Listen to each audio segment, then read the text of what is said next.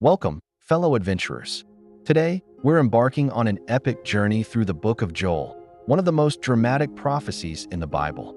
Think of Joel as a spiritual quest giver, delivering urgent messages from the divine. Picture this.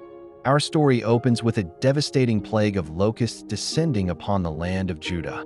But this isn't just any ordinary swarm. These insects are like an advancing army, devouring everything in their path. Level 1 destruction. Crops destroyed.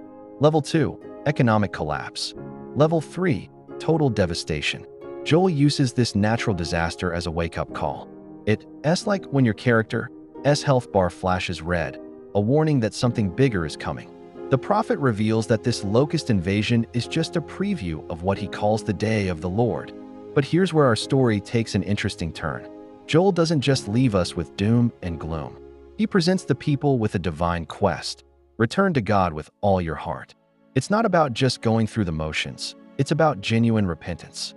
Think of it as a spiritual restoration quest, where the objective isn't collecting items, but rebuilding a relationship with God.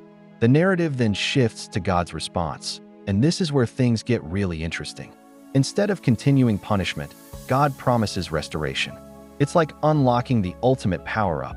He promises to restore the years the locusts have eaten, to pour out his spirit on all people, and to bring about a time when young and old, men and women, will all experience spiritual gifts.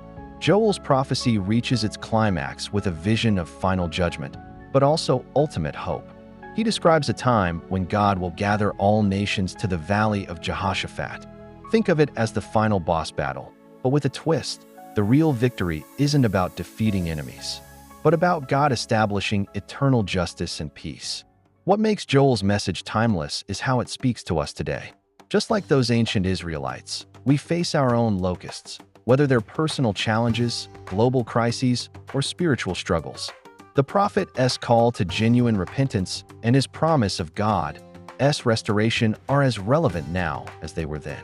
In the end, the book of Joel teaches us that no matter how dire things seem, there's always hope for those who turn to God. This ancient prophecy reminds us that in life's greatest challenges, we're not just facing random events, we're part of a bigger story, one where God is working to bring about restoration and renewal. And that's a quest worth embarking on.